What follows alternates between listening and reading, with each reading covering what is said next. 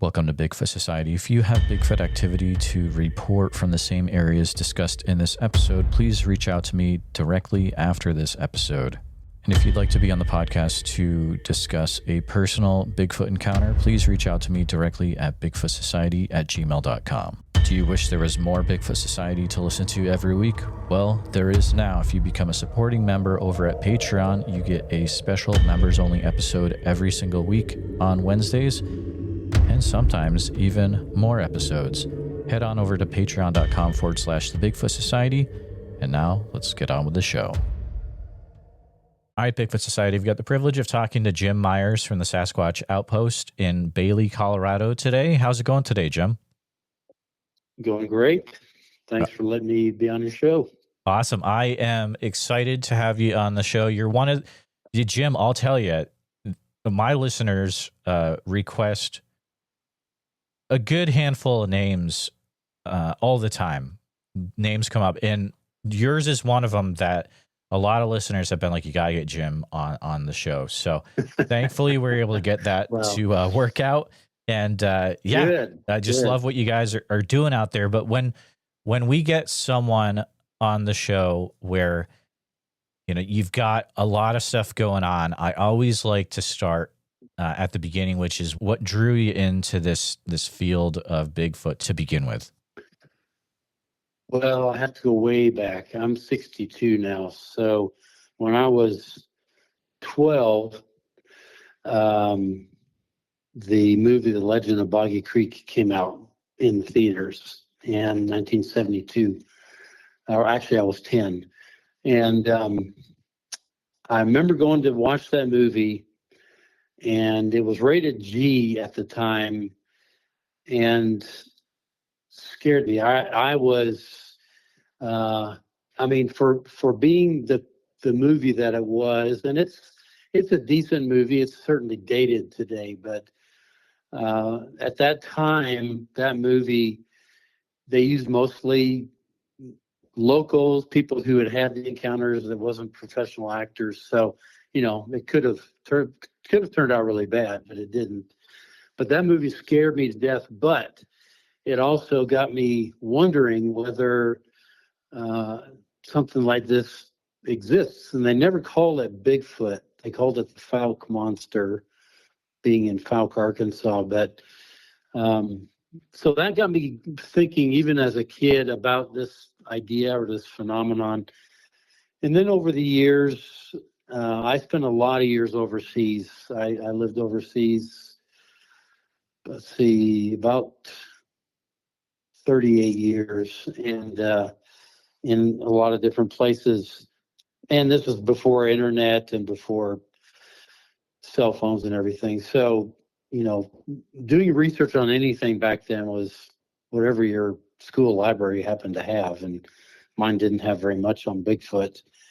And so really it was when we moved back to the States in 2009 that I really started to pursue researching Sasquatch. And then in 2012, I met my first eyewitness. It was someone here in Bailey, a local business owner, manager of a lodge, who I took the coffee, and she told me the story of seeing Sasquatch. It was in May. I talked to her probably in late summers, maybe July or August. And she had seen it in May, and it was daytime. It was her and her best friend. They both saw it.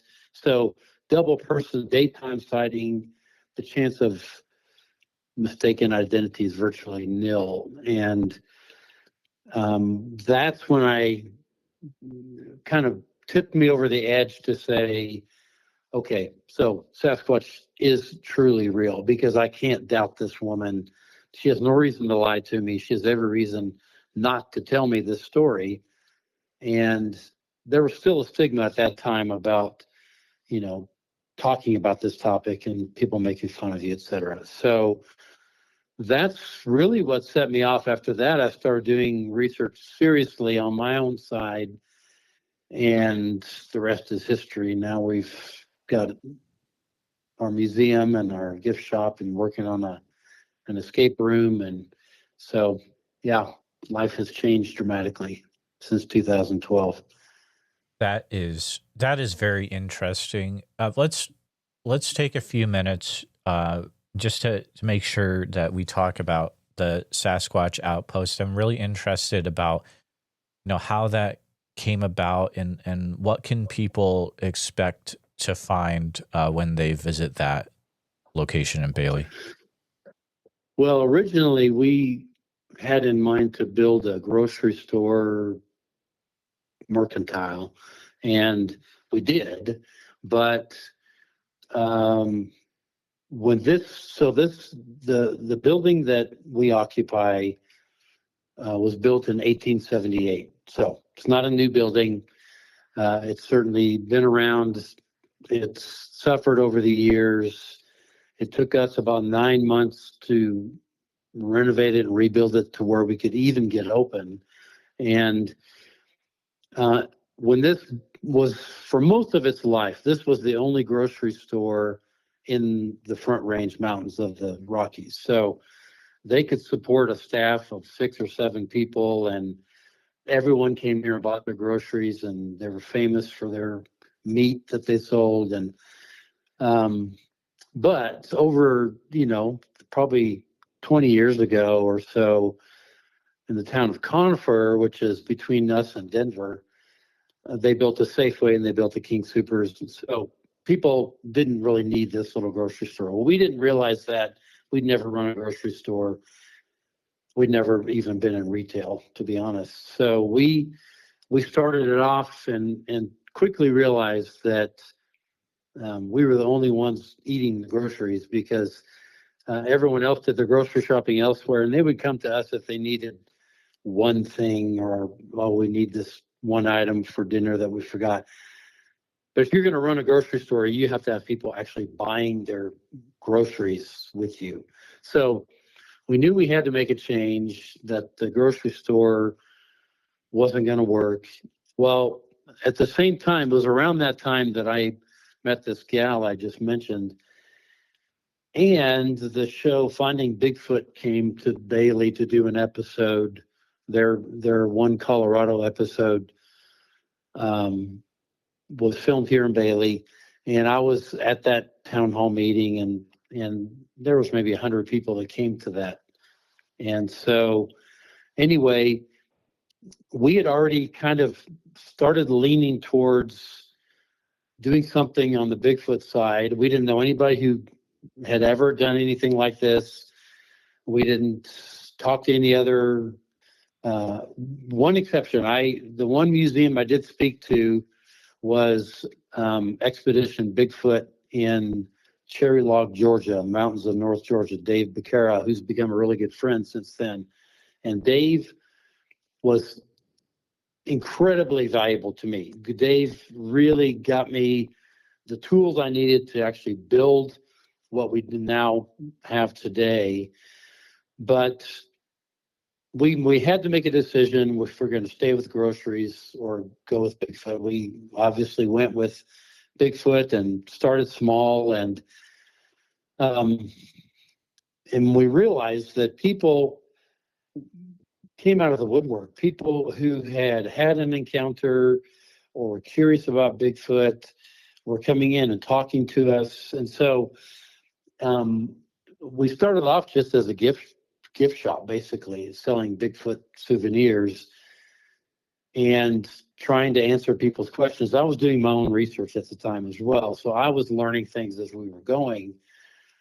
But I built the Sasquatch Encounter Discovery Museum as a way to try to answer all these questions that people kept asking me every day, the same questions. And I thought, why don't we build an educational exhibit that can try and answer these questions, and then we can still talk to people, but they can get the basic questions answered by going through this museum. So we built that in 2016 in a storage room in the back of our store.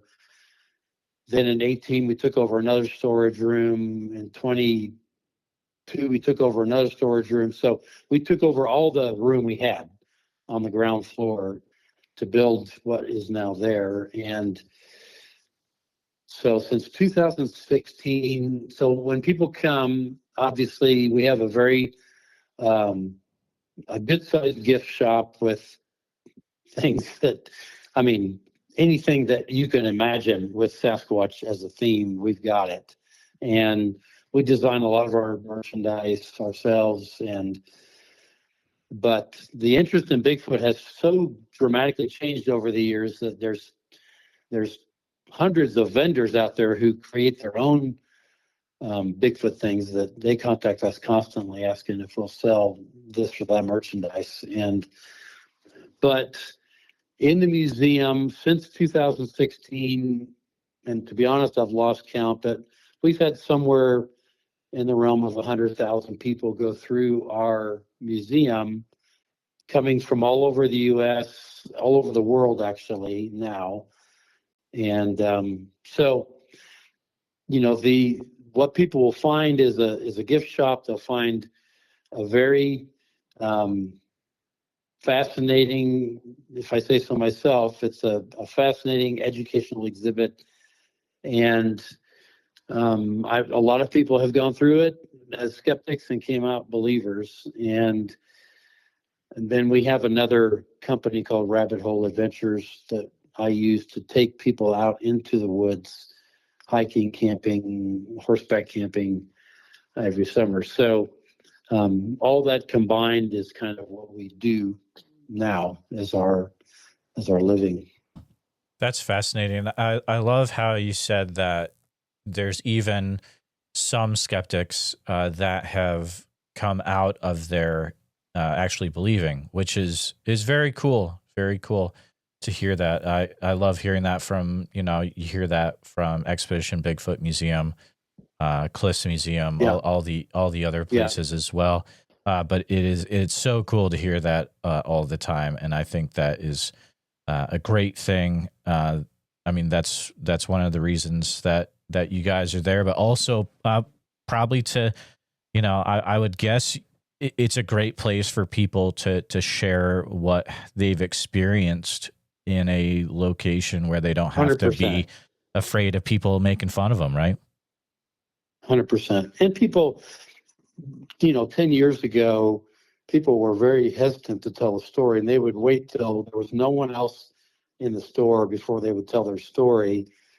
And now people just come up to the counter and ask me questions, and whether I'm telling a story or they're telling me their story, anyone else in the store comes over to listen, and this happens regularly. And so, yeah, the stigma, I think, is kind of not completely gone, but rapidly disappearing because there's so many Bigfoot shows on TV, podcasts, you know, so I think people are realizing, okay, this is mainstream now. This is really not a fringe group of people. I mean, if you took all of the Bigfoot seminars and conferences in this country alone every year, I'm sure the number would be in the hundreds of thousands of people who attend them. And so it's a significant community of people. Oh yeah, I mean it's not a thing where it can just be swept under the rug anymore. There's too many people out there that are like to investigate and you know, just have a good time investigating. I'm one of those guys. I'll call up a law enforcement office and be like, "Hey, you guys ever gotten anything weird?" Sometimes you talk to people at the office where they've actually had sightings, and you talk to them, and sometimes, you know, you get laughed at, but it doesn't matter. You know, it does not matter. But yours is an interesting story because it is the eyewitness account of this individual that pushed you over the edge. After that happened, did you find yourself then actually going out at any time into the woods and seeing, okay, I got to get out there myself and really see what's going on? Almost immediately. And I started off as a blank slate. I mean, one, I didn't know anything. Two, I, like many people, I had my own thoughts about what Sasquatch is, how they behave. Most of that has been proven wrong over the years. But I determined that I was not going to.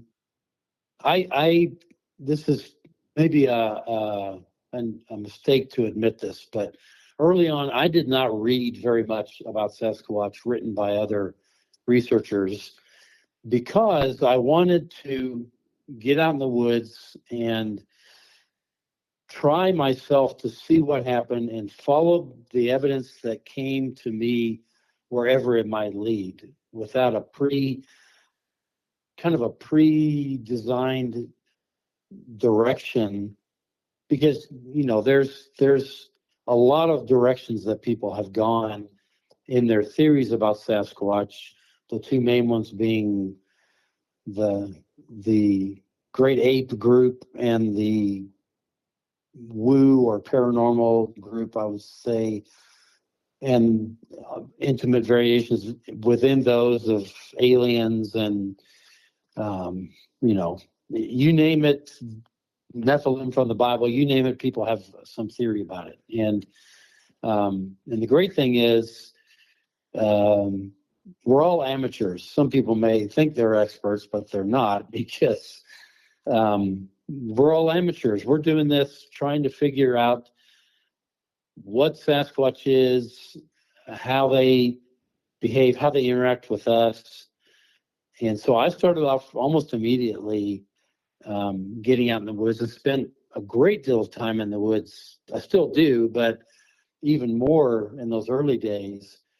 And started, you just start building kind of a journal of ideas based on the experiences and the experiments that you're doing, about how they are and how they react and how they interact with us. And so we've certainly gone a certain direction in our research that's not the same as other researchers, which is fine. I'm of the opinion that whatever you're learning, great, share it, talk about it, but there's no reason to go and demean other researchers who may disagree with your conclusions, because there's room for everyone. And I just see too much of this ugly infighting going on in public at conferences that I really personally don't enjoy and don't appreciate. So I just choose not to engage in that. Yeah, I've gotten to the point where I will publicly say that, yeah, it is ridiculous how either side really can treat the opposite side, and it pretty much, it needs to stop on both sides. It's become just like our politics today. Oh yeah, totally. That's what the Bigfoot world has become. Totally. But I think it can definitely be saved. It's not a thing where it's too far gone.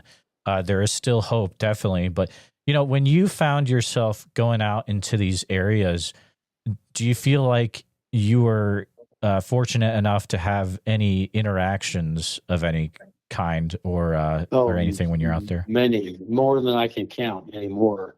And the first visual I had was at a very popular tourist area about 14 miles from this where I'm at now. I'm at the outpost right now, but it's a place called Wellington Lake, and it's a man-made lake, beautiful setting, and right on the edge of what we know as Lost Creek Wilderness. So, miles and miles and miles of nothing behind the lake in that direction. But we've had over the years many, many reports of visual sightings, of vocalizations, of all kinds of things from that campsite. And so we had gone there, this is early on, probably 2013 or 14. And we were camped because it's a hot spot, and I wanted to see what would happen. And so other than a bear coming into our campsite that night, we didn't really have anything happen that I remember. So I got up early to go fishing, and I fly fisherman. So I was the only one, and nobody else was out of their tent. I was about 6 a.m. So I was fly fishing by myself, and because it's quiet, and I love to look around when I'm fishing. So I was doing that, and I had just made a cast, and I was looking around, and I looked up above me, about probably 200 yards above me on the side of the mountain was a big rock outcrop. And there was something standing up there looking down. I didn't get a sense that it was looking at me, but it was looking down from up there. It was enormously tall, all one color. And so I looked behind me, kind of behind me and up, and saw this, and I immediately thought, that's a Sasquatch. And I believe it was. And right at that moment, a fish grabbed my fly, as fate would have it, and I made the terrible mistake of taking my eyes off of the Sasquatch to look at, and the fish had already gotten away, and I turned and looked back, so maybe 3 seconds max. Took my eyes away from the Sasquatch to look at the fly, looked back up, and the Sasquatch was gone, literally had just disappeared. There was no time for that a creature that large to be running away that I wouldn't have seen it. And so it just literally was gone. And I wished that I kept my eyes on it. I mean, I don't care how nice the fish is.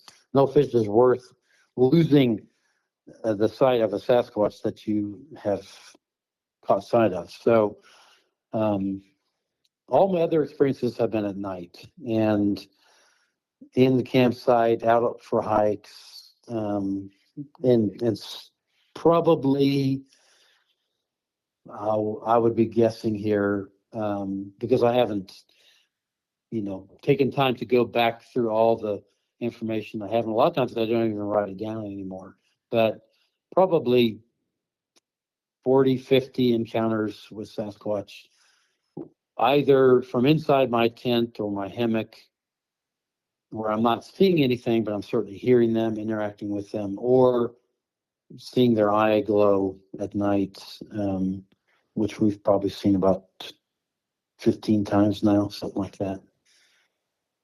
So, wow. Okay. That is really interesting. So I'm hearing, max of 15 years back, having about 40 or 50 encounters in some way, and those are all over the board. In the last 15 years, yeah.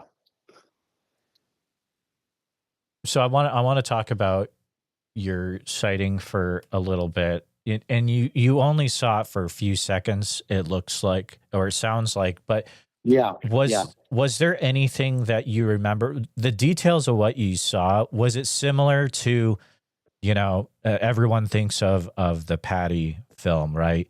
Was it similar to that, or were you surprised at how maybe it was a little different? It was surprising in how large it was. And this rock outcropping was quite a ways above me, and I climbed up there after that time, and it's so steep, literally so steep getting to that location. You have to go up on your hands and knees. You cannot vertically walk up this slope. So I knew there was no tourist up there camping. That would be impossible. You couldn't get a backpack up there.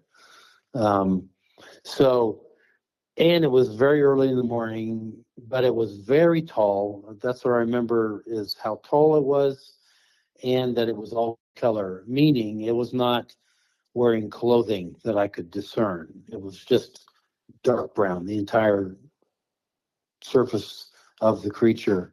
And so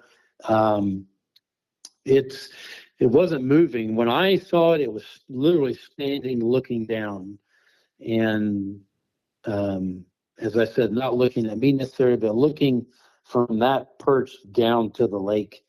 And it was, who knows how long it was watching me until I happened to turn and look up. Probably quite a while, because that was the first time I looked in that direction while I was down at the lake. So it could have been there ever since I got to the lake. Who knows?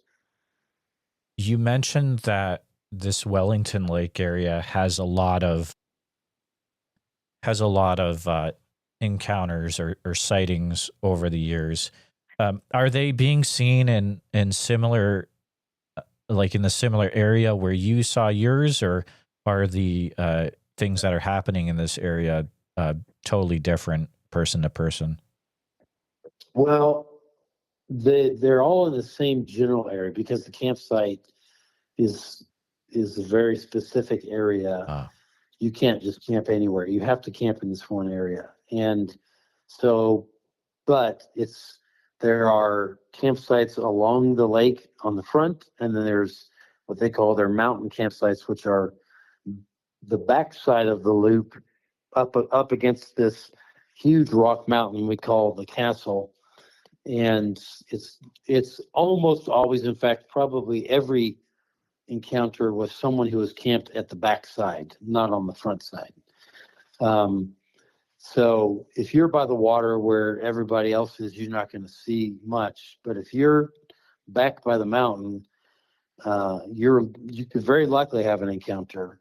And so all the visuals and the vocals were from that backside going up the side of the mountain, or a few from the campsite. There was one family that wrote me about an encounter they had in 1978 when they were having a family reunion at this lake, and that it was grandparents, parents, kids, grandkids, all the generations were there. And there was a Sasquatch, at least one or more, that came through that night,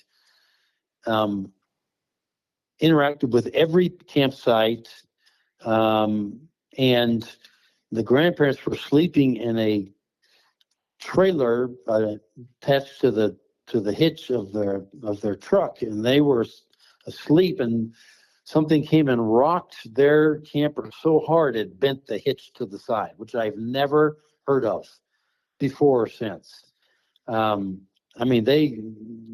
This person that wrote this story said they were hanging onto the bed for dear life to keep from being thrown out of the beds. And they had a huge wooden canoe that took 4 men to carry from the stand that they put it on down to the water, or to carry it back. And that canoe was picked up and tossed about 30 feet and crashed to the ground, and everyone in the camp heard it. It was a huge noise. So all that happened one night, but some of those campsites were spread out, maybe lower down towards the lake.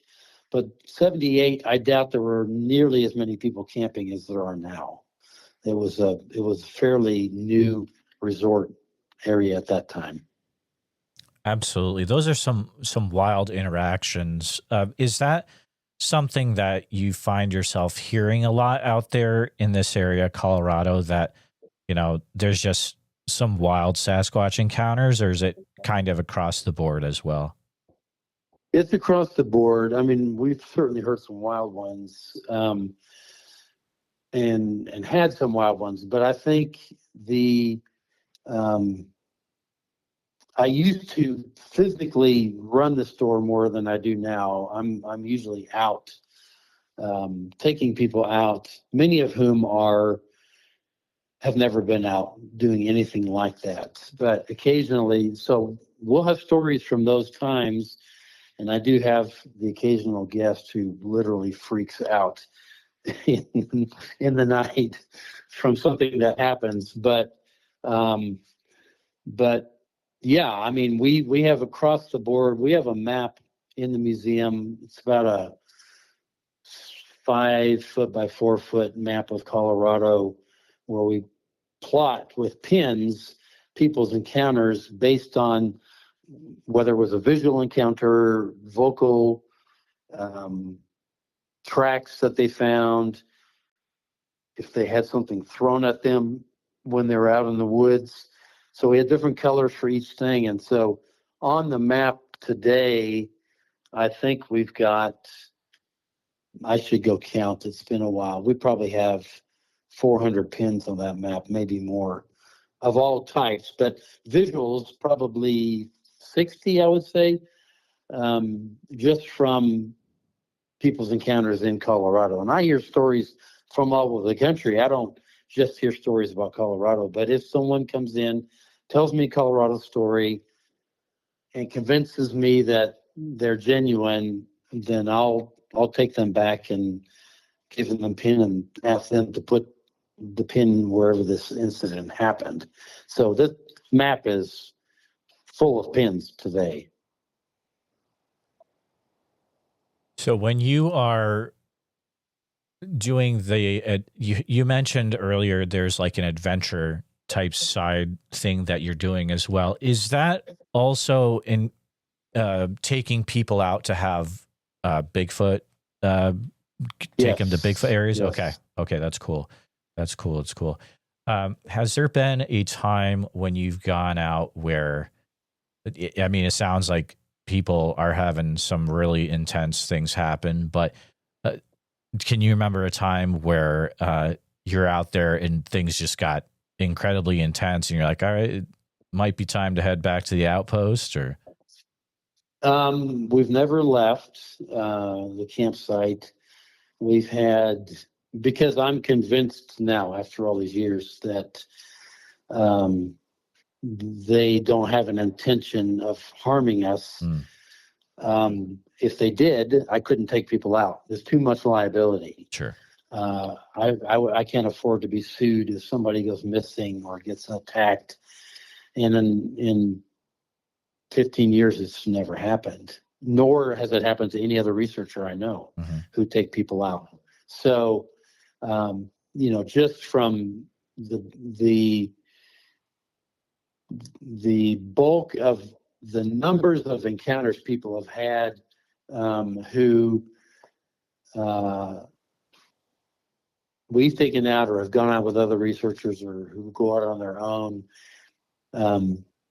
If their intent was to harm us, there would be hundreds of stories and people will be hunting them down. It just doesn't happen. So once I realized that, there was no reason to leave. Now, it doesn't mean people I take out don't want to leave, but that option isn't available for them. And I explained all this during our orientation time, that when we're out there, we're out there.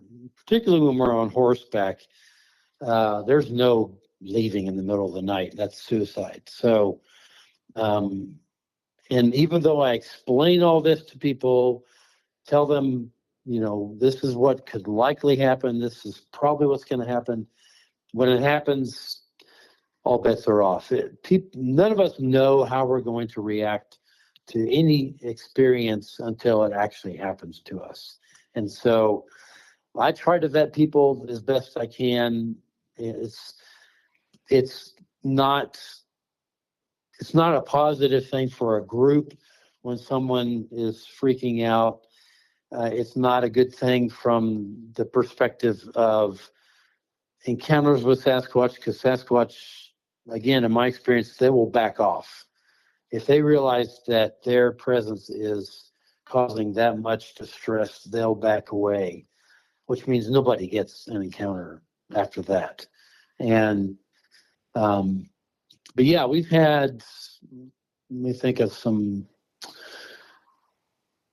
example. I mean, around the tent, pushing on the tents, that's pretty common. Untying the horses and letting them off in the middle of the night, one horse at a time, and I have to get up and I have to go get the horse, bring him back, tie him back up. And the way we tie these horses up, they cannot get off the line. They can't. They just can't. I mean, the knot we use tightens as you pull it against it. And yet here's this horse untied, off grazing by itself, and I'll go bring the horse back, tie it up, go back to bed, wake up an hour later, there's a different horse that's completely naked. Its bridle is still hanging on the line, and the horse is out grazing because they came and let it off. And I think the reason they do that is it's probably juveniles, and they're just messing with me to see how long it takes me to get up and go until I say out loud, okay, it's been fun. Yeah, this is all funny, but I need to get some sleep, and then everything stops every time. So, I don't begrudge them wanting to have some fun, and they don't seem to hurt the horses at all. But that kind of mischievous activity happens in camp where they'll take things or rearrange things in the campsite so that when you wake up, you see. And it's usually things that they have figured out that we will notice. And so, because they're watching this all the time. So, yeah, we've had lots of encounters where people wake up. Sometimes if we're sleeping, sometimes we'll just sleep under the stars on a tarp and sleeping bags. So when you wake up, if something's there, you're going to see it. I mean, it's unlike a tent where you can hear things, but you're not going to see much outside. And we've had people wake up and have Sasquatch basically standing over them that leaves as soon as it realizes they're awake. So lots of encounters. I'm trying to think of anything more dramatic. I mean, people do freak out when something is touching their tent from the outside, or when they can actually hear the footsteps walking around the tent, bipedal footsteps. And when it's 3 or 4 in the morning and you're camping, you would have to be an absolute idiot as a person to go into somebody else's campsite and walk around in the dark. You're going to get shot if that's what's going to happen. And so people just don't go wandering around campsites at night unless they're insane. And so we're very confident at night when something is going on outside our tents.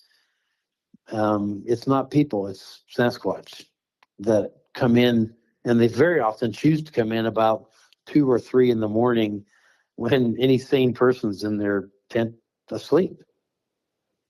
That's so interesting. And, until you've been in that situation, I don't think you can really understand, because, I mean, I've been in that situation in Iowa. I've been in a tent. I've had something walk around my tent it was like 2 or 3 in the morning. Something was out there, and yeah, I mean, you can't freak out, but I could see how it's easy to get there. Yeah, it is easy, and I certainly understand it, but I really try to keep that from happening, because they're going to miss everything that happens after that. Well, that's interesting. And so, what kind? Let's say we're trying to keep people, level-headed, calm. What are the things that you don't want them to miss then? Well, I don't want them to miss. You have to be quiet. I mean, you have to be awake and you have to be quiet. And so you will hear them walking up many, many times. I mean, there are times when they just seem to appear and you don't hear the approach. You'll hear them talking to each other, just like we're talking now.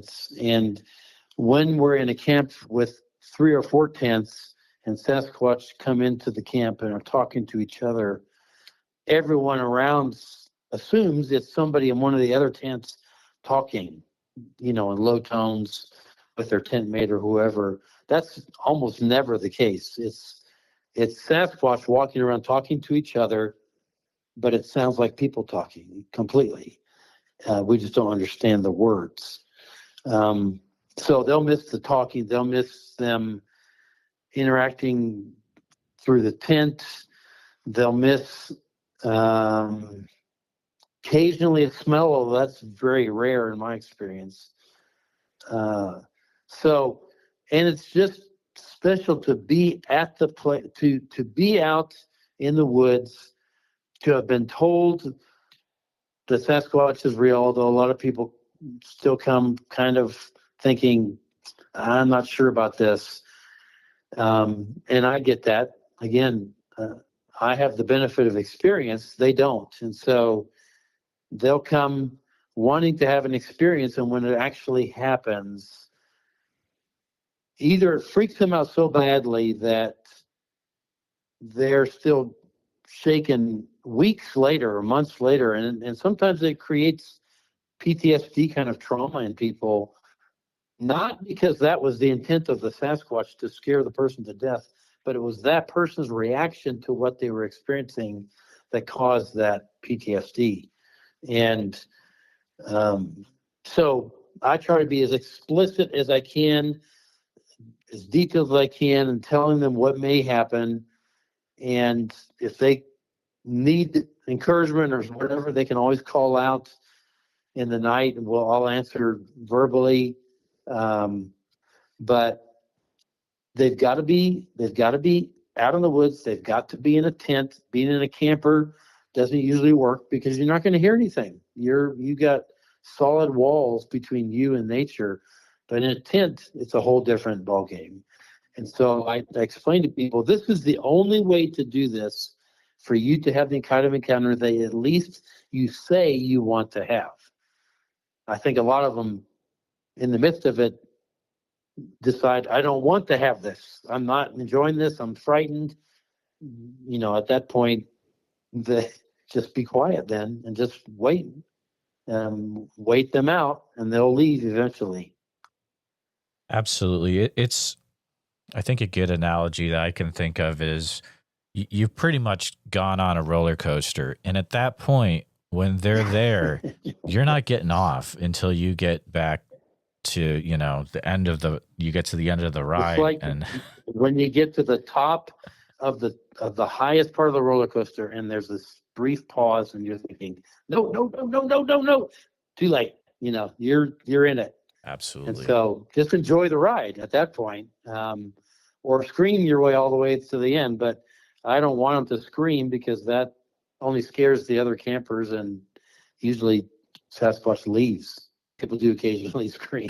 So exactly. That scares me more than Sasquatch. How far are you guys out there when you're horse camping to these areas? We're probably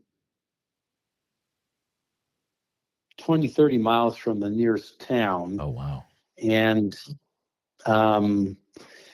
we'll trailer the horses to a certain point where we typically will meet the guests, and then we'll ride together from there. We're going to do that this summer, although this summer we've opted to go only with what we're calling extreme horseback trips, where we're going to have a minimal gear. We're going to be eating freeze-dried food, sleeping on the ground, in order to get back as far as we can get. And to get back as far as we can get, we don't want to be bringing 10 pack horses. We'll have one horse, maybe two, and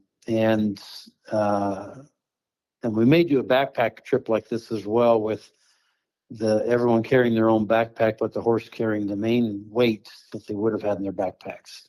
But yeah, we're probably, so this summer we're going to try some new trails and get back as far as we can get, but it can only be experienced riders, because we're crossing creeks and steep inclines, up and down, and I can't be trying to teach someone to ride in the midst of that kind of terrain. So, and we don't have anyone signed up yet. I hope we will get some, but we're back there, and we're going to be probably, the day we go out, it'll probably be a 3 or 4 hour ride to get to where we're going to camp. Oh, wow. In difficult terrain. But once we're out there, anything can happen. I mean, that's the exciting part, is we're usually back far enough that we're not dealing with Sasquatch to deal with people all the time. These are locations where they probably don't see people very much, and therefore might be all the more curious about who we are and why we're there, and what are your intentions, etc. Yeah, absolutely. It could make for some really interesting things, I think. But you'd mentioned earlier that you started this out with a certain viewpoint of what Sasquatch is, and then you actually proved yourself wrong as you went along. Correct. Do you mind sharing a little bit about what your current thoughts are as to what we may be Not at dealing all. with? Yeah. I started off where most researchers start off, thinking this is an undiscovered great ape, therefore they're going to behave like apes, and we can find them. They're just very good at hiding. Um, it didn't take me real long, probably a year, not even, for that idea to be thrown out the window, because they don't behave like an ape. Every other great ape in the world we have in captivity and have had for 100 years. And so, and we're not going to Congo and Southeast Asia to find great apes. They're on our doorstep. They're in our backyard. And yet we cannot capture them or kill them. So it didn't take long for me to come to my own conclusion. These are not apes. There's something else.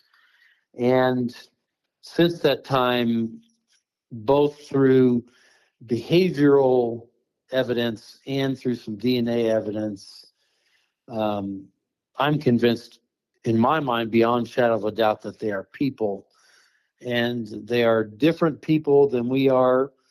But I'll use this example often when I'm speaking. If I take a 7-foot Scandinavian man and put them next to a pygmy from Congo in Central Africa, you would think they were from different planets. They don't even look like the same species, and yet we're all Homo sapiens. And I think Sasquatch are people. They're just very different people to us. But I think their behavior, everything about their behavior supports that theory, in my opinion. So, and everything that I've discovered about them moves me further away from any kind of an ape theory model. They just do not demonstrate that in any way. That's extremely interesting. You think about if you were to put us into an environment where you just put us out in the woods for like 20, 30 years. I mean, you're going to potentially, eventually maybe revert to a, semi-primitive state as well. Sure. Yeah, it's a feral state. Yeah, exactly. Maybe. It If we survive. See, that's the true. thing, is we have to build homes and wear many layers of clothing, or we'll die in the woods. That's not the case for Sasquatch. They don't need homes. They're perfectly adapted to where they live, to the temperatures of their environment. So they're fine. We equate modernity with intelligence. There's lots of kinds of intelligence, and in my mind, Sasquatch are just as intelligent as we are. But it's an intelligence that serves them in their environment. They're not building homes because they don't need to build homes. They live perfectly at ease where they are. Mm-hmm. We're the ones that have to build things to survive with the elements, but they don't. So then, knowing that, do you have certain goals when you are going out? Like, how are you trying to interact with Sasquatch when you're out there, knowing that you're viewing them in that way? Well, I know from experience that they don't trust us very much. and I wouldn't either. And so they have to be, their trust has to be gained for them to interact with us in any way other than in an aggressive way to hopefully get us to leave from an area. And that's rare, but trust me, if they really want us out, they'll find a way to communicate that is crystal clear, and very few people would be able to remain in the area because of the displays that they will do to convince us to move on.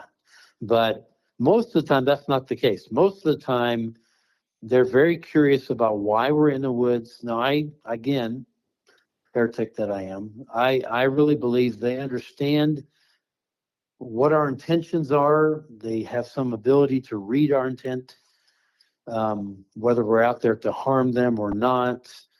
And I always lead my guests in a very short kind of meditative process to open our hearts and minds to them as people, and to be willing to experience things that we're not used to, but don't reject this outright, because all that thing may be is something, and I get this all the time. I'll have other researchers who are more of the great ape theory. Other researchers will say, you need to stick to science. You are harming the cause by talking about all these woo paranormal things. And my response is, one, this is what I'm experiencing. I'm not looking for it. This is what's coming to me. Two, what is confusing, or we call woo today, is tomorrow's scientific principle.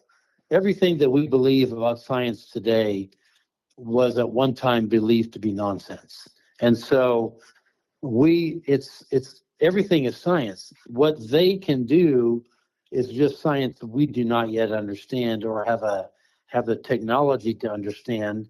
And maybe one day we will, and we'll look back and laugh at how we thought they were such, unintelligent brute creatures, when in fact they're more intelligent than we are. Yeah. So long answer to your question, but I think that's a great answer, though, and it's probably very helpful to take that time to lead people, or to empower them with, that form of meditation, because at the very least, you're giving them a way to kind of be able to chill out a little bit as well if things get pretty relax, intense. Yeah, let your guard down a little bit.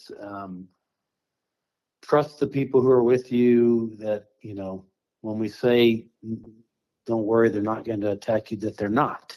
And so if people can relax, and if they can open their minds, and I'll even say, talk to them in your mind as we're walking. Talk to them. Let them know that you would love to interact with them if they're around, or say it out loud. It doesn't matter. I'm never bothered by people, on the trail talking or whispering, not to me, but to Sasquatch, because I think Sasquatch, I believe they hear those things, and they act accordingly. So if we're out in the woods walking and thinking to ourselves, go away, go away, go away, go away, we're probably never going to have an encounter. true. Or I'm freaking out, and that's all you're thinking. Well, I'm freaking out, and I'm terrified, either. And can we get out of here now? Something I find interesting when I talk to witnesses is they'll share how they do, talk out loud to Sasquatch, and then there's like an immediate response. And I find that fascinating. Is that anything that has ever been experienced in any of your outings? Yeah. We've sometimes if we go out, I'll try to start off by having a time of quiet, eyes closed, just kind of in a meditative state for a few minutes. But if I forget to do that when we're out, we'll stop at many points during a typical hike or camping trip and just be quiet and listen. And then if someone has a particular gift with doing Bigfoot calls or whatever, I may say, hey, can you give a shout? Or can you do your best job of imitating a Sasquatch call or something, which is kind of fun for people anyway to see. And people are always embarrassed the first time they try. Like, I can't do that. I don't know what to. I'm like, just try it. That doesn't matter. They're not out there judging you. And how often we'll get a response back, either verbally or vocally, or in a tree snap or a knock or something that indicates that somebody was listening when they did that. And so, but I'll often talk to them out loud. Hey, would love to see you, would love to know you're around. And this is many hours into the hike. And then suddenly, right after saying that, eye glow starts to shine in the bushes and trees as though they were waiting for that invitation. I don't know if they were or not. I just know when we interact with them like that, as you said, very often they will respond very soon after that. It's so, man, it just blows me away every time I hear it, and it's just it never gets old, especially when it's actually like, hey, are you out there or something like that, and it's just like, bam, tree snap or tree knock. It's yeah. Man, this is some wild. How could you stuff. not? How could you think that was anything but an answer? I mean, timing, if nothing else. Exactly. Now, when you're out there, another thing that is really brought up in a lot of reports, and I'm curious how it's viewed from your side. Do you guys ever experience anything that could be considered infrasound, or how do you take reports like that? The only way we can determine if infrasound has been used is if someone gets zapped in the group. So either gets overwhelmed with terror or dread, one person, versus everyone else in the group is feeling comfortable and fine, and one person irrationally, it's like, we have to leave now, whatever. Or they get nauseous, or they may get an intense migraine headache that just comes on suddenly. So it's usually when somebody is getting affected. Now, I've never had that happen. I'm not sure I want it to happen, just so I can say I've had it happen either. So it can be a very frightening, traumatic experience to be the target of a zapping or sizzling, depending on what language you want to use. And we don't know exactly how they do it. We believe that infrasound plays a part in it. I mean, our government right now is in the past has experimented with infrasound as a weapon. Absolutely. A battlefield weapon. So does infrasound have an effect on us? 100%. The question is, are they doing this? Right. Elephants use it, tigers use it. So it's certainly easily within the realm of possibility for Sasquatch to have the ability to use that. And I have friends who have far more advanced technology than I do, who have told me that they've done call blasting and they have equipment that can detect infrasound, that when they get a call back, they know if there was infrasound in that call or not. I myself have talked to individuals. I know exactly what you're talking about, and it's incredible. I mean, to think that even someday maybe we'll have a little device that we can carry around with it, and if infrasound is detected in that way, it'll flash or make a beep or something. That'd be pretty cool. But people use something akin to that when they use a device to detect electromagnetic energy, because many times when a Sasquatch is in the area, they somehow emit electromagnetic waves that will cause an electronic device to demonstrate, either it goes up, indicating, there's a source of electromagnetic energy nearby, which is one indicator that they're around. Not the only indicator, but that's certainly one indicator that is, like you're saying, if we could detect the infrasound, we can apparently detect some of their energy as well. Hmm.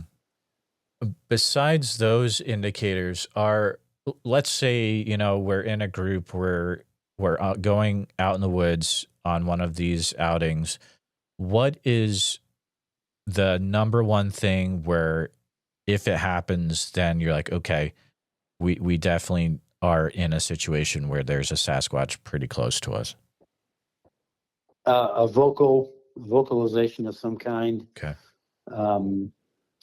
A tree snap or break or knock nearby in an otherwise silent woods. And the woods here in Colorado are the most eerily quiet woods I've ever been in my life.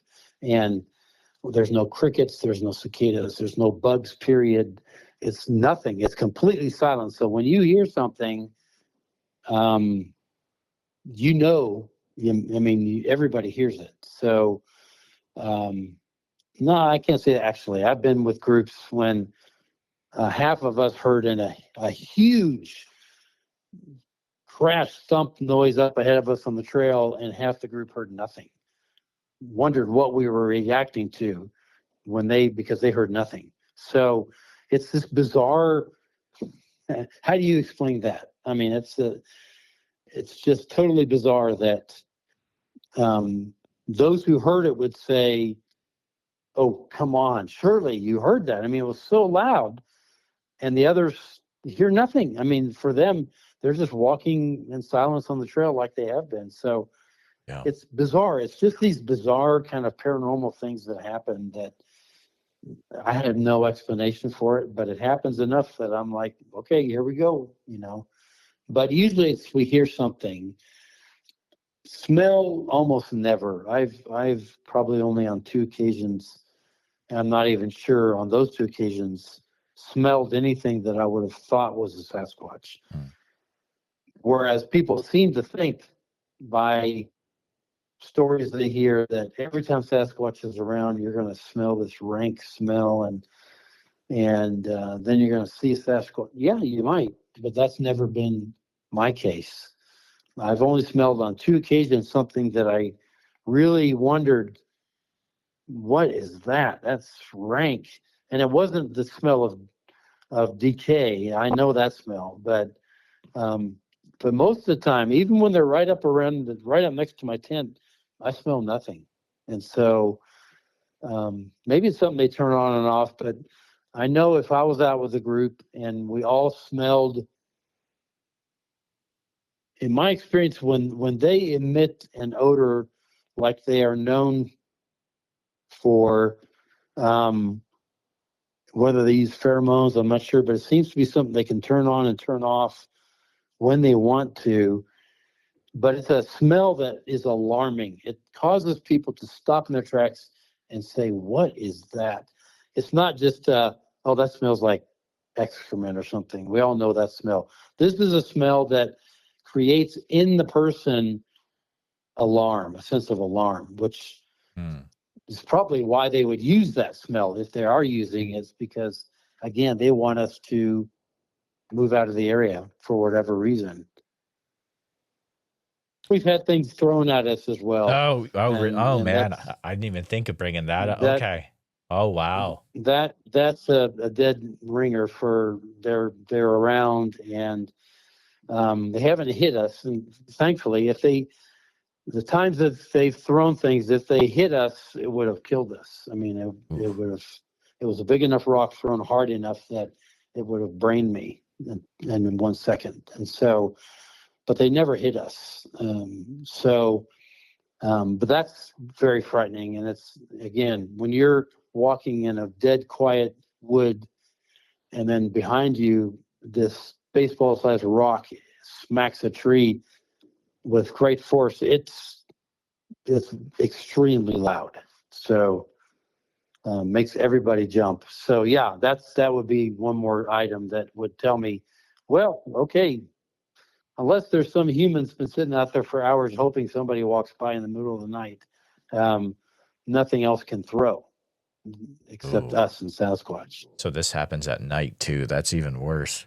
At night, usually at night, in fact, because they can approach us much closer at night than the daytime. I've had things thrown in the daytime, but wherever they were when they threw it, they were not within visual range. At night, they can be right up on you and throw something. And a lot of times it's just playful. They're just tossing stuff in your direction where you hear, a rock land in front of you on the trail and bounce, tuk, tuk, tuk, and you think, okay, that's bizarre. Where did that come from? So it's more often playful than done with an intent to frighten us. You've got some wild stuff going on in Colorado for sure, in the Bailey area, but it's cool that you're able to make these connections through these outings that you're doing, Jim. I just want to say thank you for being on the show today. And do you mind spending a few minutes reminding viewers how they can keep up to date with what you're doing, how if they want to contact you, or maybe even if they want to take part in these outings that you've been talking about? So our website is SasquatchOutpost.com. We have a full online store on that site where you can buy most of what we sell in our brick and mortar store. And there's tabs on the top of the page to some of the research that I put in there, as well as to the outings, which is Rabbit Hole Adventures. You can go straight to the Rabbit Hole website by typing Rabbit Hole Adventures all together, .co, not .com, but .co, and that will take you to where the trips are listed, and you can see if there's any room left on a given trip that you're interested in, and you can book it on that site. So SasquatchOutpost.com and rabbitholeadventures.co. And then we're located in Bailey, Colorado at 149 Main Street. Really tiny town, Bailey, but you really can't miss the outpost. And if you miss the store, just ask anybody in town. They all know where we are. Fantastic. Well, we'll definitely keep in touch with you and see how things are going in the future. But thanks for coming on the show, Jim. I appreciate it. Bye-bye. Just want to take a few minutes to say thank you to you, all my listeners, for listening to the podcast. Please take a minute to help out the show by subscribing on YouTube, making sure you hit the bell so you don't miss any notifications, and share the episode on YouTube with a friend. Also, if you're listening to us on a podcast, thank you so much. Make sure that you're subscribed, share the show with a friend. Really, it's all about sharing the show wherever you can. If you've had a Bigfoot encounter related to the following or know someone who has, please reach out to me at bigfootsociety@gmail.com or pass on my email. Here's a list: the Subtle Lake area of Oregon, Rainbow, Oregon, McKinsey Bridge area, Sweet Home, pretty much that entire area, the north part, if you get what I mean. I'll see you back next time, listeners. Sasquatch Summerfest this year, July 11th through the 12th. It's going to be fantastic. July 11th through 12th in Green Waters Park in Oak Ridge, Oregon. And listeners, if you're going to go, you can get a 2-day ticket for the cost of one if you use the code BFS, like Bigfoot Society, but BFS, and it'll get you some off your cost. Priscilla was nice enough to provide that for my listeners. So there you go. I look forward to seeing you there. So make sure you head over to www.sasquatchsummerfest.com and pick up your tickets today.